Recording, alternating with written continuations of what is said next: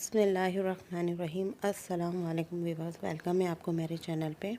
आप देख रहे हैं आयशा स्टोरी टॉप चैनल। आज का वाक़या है इंसान पर अल्लाह ताला की आजमाइश। हर मुसलमान को इसकी ईमानी क़ुव्वत के हिसाब से आजमाया जाता है।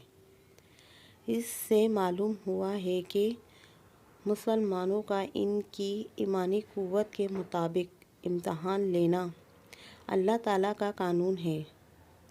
बीमारी, नादारी, गुर्बत, मुसीबत, ये सब रब ताला की तरफ से आने वाली आजमाइशें हैं, जिनसे मुखलिस और मुनाफिक मुमताज़ हो जाते हैं। यहाँ आजमाइशों से मुतालिक दो हदीसें हैं।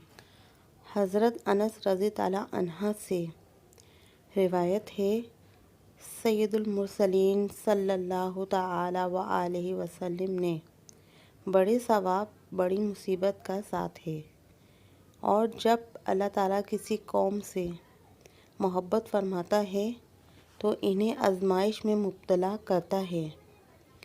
बस जो इस पर राज़ी हुआ इसके लिए अल्लाह ताला की रज़ा है, और जो नाराज़ हुआ इसके लिए नाराज़गी है। हज़रत साद रज़ी ताला अन्हा फरमाते हैं, मैंने अर्ज़ की, या रसूलल्लाह सल्लल्लाहु तआला अलैहि व आलिहि वसल्लम, लोगों में सबसे ज़्यादा सख्त आजमाइश होती है, और अगर दिन में कमज़ोर हो तो इसके दिन के हिसाब से आजमाइश की जाती है।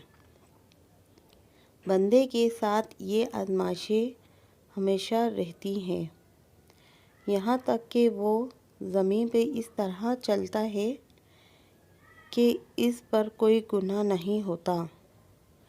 अल्लाह ताला हमें आजमाइशों पर सब्र करने और अपनी रज़ा पे राज़ी रहने की तौफीक अता फरमाए।